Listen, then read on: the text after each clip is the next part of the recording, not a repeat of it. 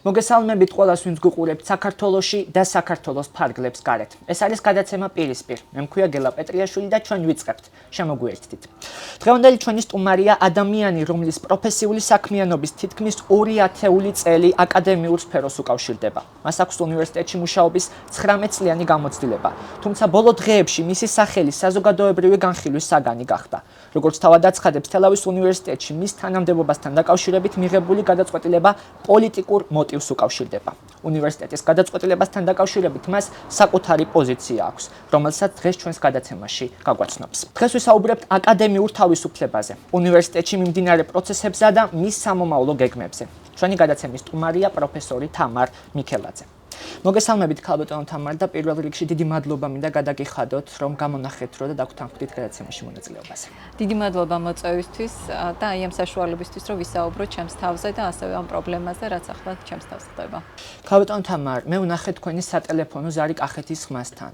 მინდა გითხრათ, რომ განსაკუთრებულად ემოციური იყო ჩემთვის ის ნაწილი, როდესაც თქვენ ამბობთ, რომ თანამშრომლების მხრიდანაც გრძნობდით აი ამ რაღაც განსხვავებულ დამოკიდებულებას თქვენს მიმართ. ბოლო სემესტრი შემიძლია ვთქვა, რომ იყვნენ ადამიანები, ვინც არ მესალმებოდნენ, პროექტებიდან მომხსნეს, არ მაძლევდნენ საშუალებას არსად არაფერში, ასე ვთქვა, ჩამეხედა და აი როგორ დაიწყო ეს პროცესები, როდის დაიწყო ეს განსხვავებული დამოკიდებულება თქვენი მისამართით, აი ამაზე რო ვისაუბროთ. დიახ, მართლაც ასე იყო, რომ იყო ნიშნები იმის, რომ შეიცვალა დამოკიდებულება, უნდა აღვნიშნო, რომ მე უნივერსიტეტში არა მხოლოდ მეკავა ასოცირებული პროფესორის თანამდებობა, არამედ ვიყავი ასევე დეპარტამენტის ხელმძღვანელი განათლების მეცნიერებათა ფაკულტეტზე და ძალიან კარგი ურთიერთობა მქონდა კოლეგებთან, ერთად მუშაობდით პროექტებზე. ურთიერთპატივისცემა და ურთიერთზრუნვა იყო ორივე მხრიდან. 2024 წლის უკვე პოლიტიკური მოვლენებიდან, როდესაც გამოცხადდა, რომ კურსი იცვლებოდა, მე ჩავერთე აქტიურად პროტესტის ტალღაში, რადგან მიმაჩნდა, რომ და დღესაც მიმაჩნია საქართველოს მომავალი არის ევროპაში და აქედან დაიწყო აი ეს ერთგვარი დაძაბულობა და ჩემი მარგინალიზაცია იმ მხრივ რომ მოხდა ის რომ პროექტებიდან გამთიშეს, არ მრთავდნენ ტრენინგებში, თავს არიდებდნენ ჩემთან ურთიერთობას და მქონდა მოლოდინი რომ 2025 წლის ზაფხულში, როდესაც გამოაცხადეს რეორგანიზაცია, მაშინ მოხდებოდა სხვა თანამშრომლებთან ერთად ჩემი გაშვებაც. ძალიან უსამართლო გადაწყვეტილება იყო, როდესაც ეს 5 პროფესორი, პროფესიონალი, მაღალი დონის პროფესიონალი და ყოფილი რექტორი მათ შორის გაუშვეს უნივერსიტეტიდან, თუმცა ამ დროს ასე ვთქვათ ერთგვარად დამინდეს და უკვე შემდეგ ერთი წლის შემდეგ, როდესაც ხელშეკრულებას გასდიოდა ვადა, მაშინ გამომიცხადეს ეს საკითხი. მინდა აღვნიშნო, რომ არანაირი განხილვა წინასწარი, რაც ჩვეულებრივ თანსდევს ასეთ საკითხს, რომ ან დეკანის მხრიდან, ან დეპარტამენტის ხელმძღვანელის მხრიდან, რომ ყოფილიყო საათების დათვლა, დიალოგი, ერთად შეჯერება, რომ მოდი გამოსავალი მოვნახოთ, ასეთი რამ არ ყოფილა, რაც უკვე მაფიქრებინებს, რომ თავდაპირველადვე იყო გადაწყვეტილი, რომ არ წამოსულიყვნენ დიალოგზე და უბრალოდ ხელშეკრულების ამოწურვასთან ერთად გავეშვი და მინდა ისიც აღვნიშნო, რომ იყო სხვა კოლეგების მხრიდან წინადადება ფაკულტეტის საბჭოზე, რომ მაგალითად დატვირთვის განაწილება ან ხელფასის გაყოფა, რაზეც რექტორმა უარი განაცხადა და სრულიად არ აინტერესებდა, ასე ვთქვათ, ალტერნატიული გამოსავალის ძიება, რომ მაგალითად ასეთი კარგი კადრის, მე ჩემს თავზე მიწევს ამ შემთხვევაში საუბარი, გამოცდილი და მაღალ პროფესიონალი კადრის გაშვება, ასე ვთქვათ, უკვე წინასწარ გადაწყვეტილი იყო და არ სურდა მას არანაირი, ასე ვთქვათ, მოლაპარაკება ან დიალოგი ამის თაობაზე. ქალბატონო თამარ, თქვენ განაცხადეთ, რომ თქვენი უნივერსიტეტიდან გაშვება უკავშირდება პოლიტიკურ მოტივებს, ხო? პოლიტიკური მოტივით არის ეს განხორციელებული, აი რა ფაქტები გაძლევთ ამის თქმის საფუძველს? პირველ რიგში ის რომ ჩვენ ყველანი ის 5 ადამიანი ვინც ასევე გაუშვეს ჩართულები ვიყავით აქციებში და სხვა კოლეგასთან ერთადაც ქონდა ჩვენ რექტორთან საუბარი რომ ჩვენ უნდა დაგვედო მოვითხოვდით რომ უნივერსიტეტს ვებგვერდზე დაედო თავისი პოზიცია რომ საქართველოს მომავალი ევროპაშია რაზედაც რექტორის მხრიდან უარი იყო და შემდეგ უკვე შეიძლება ითქვას რექტორის დამოკიდებულება შეიცვალა ჩემი მიმართ თუნდაც ის რომ შეიძლება ის ძალიან წვრილმანია მაგრამ Facebook-ის მეგობრებიდან როდესაც წაგშლის უკვე ხვდები რომ წვრილმანი აღარ არის რაღაც უკვე პირადი ასე ვთქვათ პირადი წყენაც არის აქ და პოლიტიკური და არც ერთ სხვა რექტორს არ გაუკეთებია ის რაც ამ რექტორმა გააკეთა ის რომ გაასუფთავა უნივერსიტეტი ყველა იმ ადამიანისგან ვინც პოლიტიკურად სხვანაირად აზროვნებდა ახმას იმაღლებდა ამ რეჟიმის წინააღმდეგ და უნდა აღნიშნო ისიც რომ ეს ყველაფერი ასევე მოხდა ისე რომ რექტორმა ჩამოაყალიბა ერთგვარი კლანური მმართველობა რასაც ხელს უწყობს თვითონ მმართველი გუნდიც მან გაიჩინა დასაყრდენ ადამიანთა გუნდი რომლებიც უბრალოდ თავს უქნევენ და უდასტურებენ მინდა ისევე აღნიშნო რომ ხშირად ამბობენ რომ უნივერსიტეტში მუშაობდი და უნივერსიტეტი არ შეიძლება უნივერსიტეტის ლანძღვა მაგრამ აქ უნივერსიტეტი განყენებულად როგორც შენობა არ არსებობს ჩვენ საუბრობთ ადამიანებზე, რომლებიც უნდა იყვნენ ღირებულების მატარებელი და ეს ღირებულება, რაც აღნიშნეთ დასაწყისში, ზუსტად ეს არის აკადემიური თავისუფლება, ეს არის პრინციპების ერთობლიობა, თუ როგორ ვსაუბრობთ, ხო, სიმართლეს ვამბობთ, თუ ტყუილს ვამბობთ. და აი ეს დღეს ადამიანებს, ვინც არიან, დღეს მათ არ აქვთ უფლება თანაგრძნობა გამოხატონ, ვერ გამოხატავენ, ვერ ბედავენ და რატომ რის საფუძველზე ვერ ბედავენ, ხო? ზუსტადაც ეს პოლიტიკური პროცესი მიმდინარეობს, ჩემი მარგინალიზაცია, ჩემი, ასე ვთქვათ, დევნა უნივერსიტეტიდან და ამიტომ ვერც თანაგრძნობას ვერ გამოხატავენ.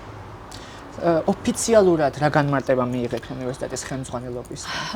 ოფიციალური განმარტება ასეთია, რომ არასაკმარისი საათებია, თუმცა მინდა აღვნიშნო, რომ ესეც ერთგვარი ორმაგი სტანდარტის ნიშნებს ატარებს, იმიტომ რომ 2023 წელს თავად რექტორმა თავის ახლობელს, ამ შემთხვევაში თავის მეუღლეს, საათების არქონის დროს, არ იყო მაშინაც ინგლისური ენის სწავლების მეთოდიკის მიმართულებით საათები, მაშინ გამოუცხადა მას.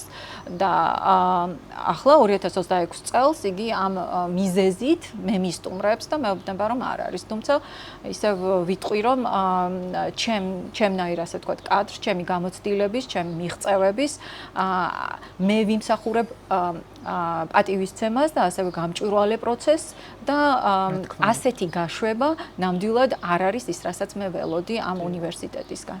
ანუ არა მხოლოდ ესე იგი პოლიტიკური მოტივი, არამედ nepotizmიც ყოფილა ძალიან ფუხარეთ. კი ბატონო.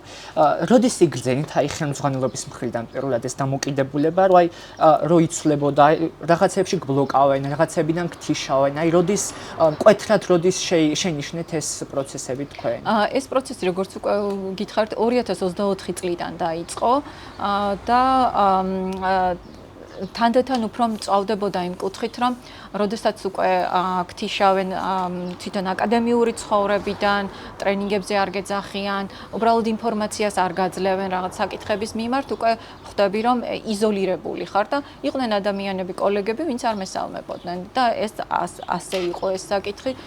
ვიცი რომ ზოგიერთ ჩემ კოლეგას არ ეხება, მათთან რა თქმა უნდა მაქვს მეგობრული ურთიერთობა, მაგრამ ასეთი кейსებიც, როდესაც არ გესალმებიან, უკვე მიანიშნებს რომ რაღაც შიგნით ასე ვთქვათ მზადდება და ეს არ მხოლოდ ჩემ მიმართ. ის 5 ადამიანიც, ვინც ასევე 2025 წელს გაუშვეს, ისინიც ასევე დისკრიმინირებული იყვნენ და მათაც ასევე ეს ერთგვარი ალბათ ჩუმი ქცევის წესია ასეთ სისტემებში, როდესაც იციან რომ ადამიანი უნდა გაუშვან სამუშაოდან, ჩუმი შეთქმულება, ასე ვთქვათ, მზადდება.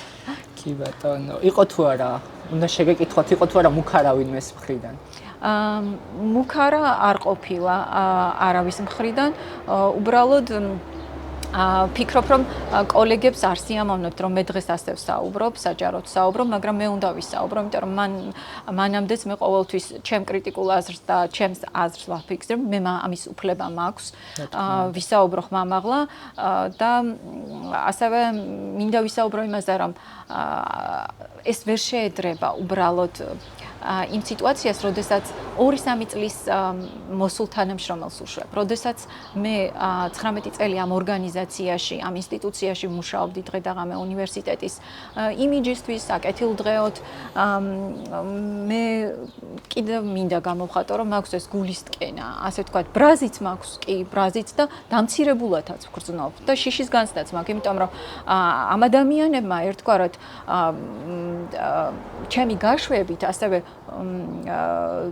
ფინანსური არასტაბილურობის, ასე ვთქვათ, მომავლის კითხვის, ასე ვთქვათ, გაურკვევლობის წინაშე დამაყენეს. როდესაც მე ამდენი წელი ვშრომობ და ორგანიზაციის უფროსი ასე იღებს გადაწყვეტილებას, ეს უბრალოდ სხვანაირ გზავნილს აგზავნის საზოგადოებაში.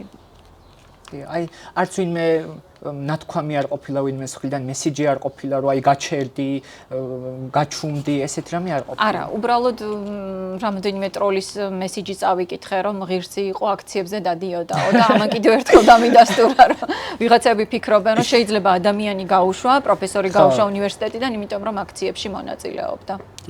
სტუდენტებისგან თუ მიიღეთ რამე გამოხმაურება? კი, სტუდენტების მხარდაჭერა მივიღე იმით, რომ გამოხატეს მესიჯებით, პირადი მიმოწერებით.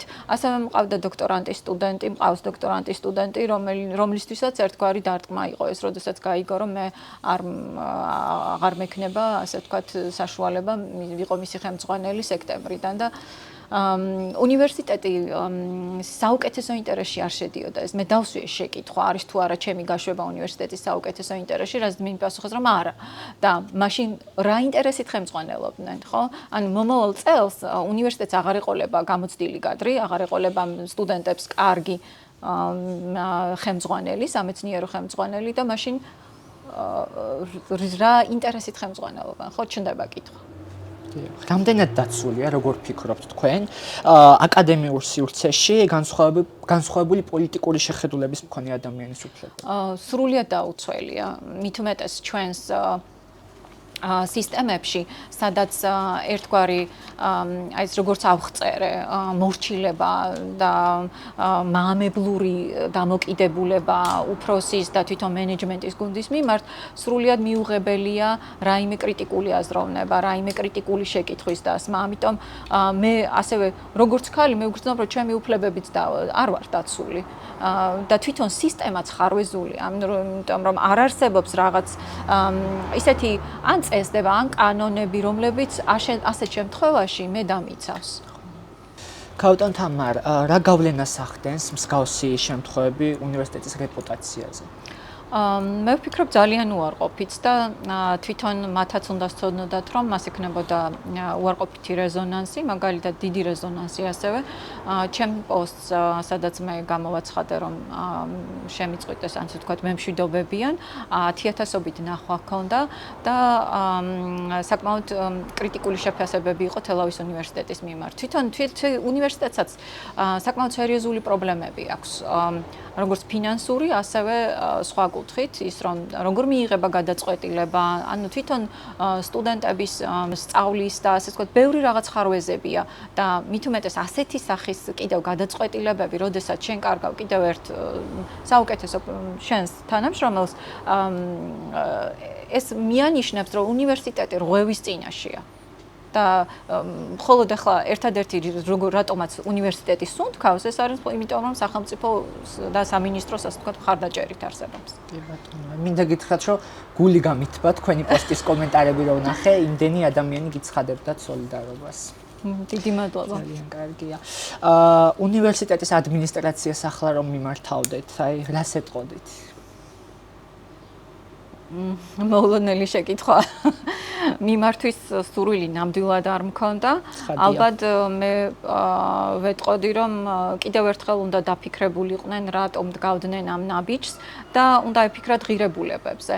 ზუსტად ახლა მიმდინარეობს ერასმუსის ერთ-ერთი პროექტი თელავის უნივერსიტეტის კოორდინირებით და ქვია ღირებულებითი განათლება და მოდით დაუკვირდით იმ ღირებულებებს, რაც სხვებს უნდა გადასცეთ, რაც სკოლებში უნდა, ასე ვთქვათ, დანერგოთ, პედაგოგებში და მოსწავლეებში და თქვენ თავს დაუკვირდით. მე მიმართავ ყველა თანამშრომელს. თქვენ გააქვთ ეს ღირებულებები? შეგიძლიათ გამოხვიდეთ და ისაუბროთ ამ ღირებულებებზე და არა მხოლოდ თქვენი კოლეგების მიმართ, არამედ ზოგადად თქვენი ქალაქის მიმართ, სხვა ადამიანების მიმართ, საქართველოში მცხოვრების მიმართ და როდესაც შეგეძლებათ ხმამაღლა საუბარი, თქვენი პრინციპების დაცვა და აი ამ ღირებულებების დაცვა, ნამდვილად მაშინ ალბათ ვიქნებით უფრო უკეთესი საზოგადოება და ევროპული საზოგადოება.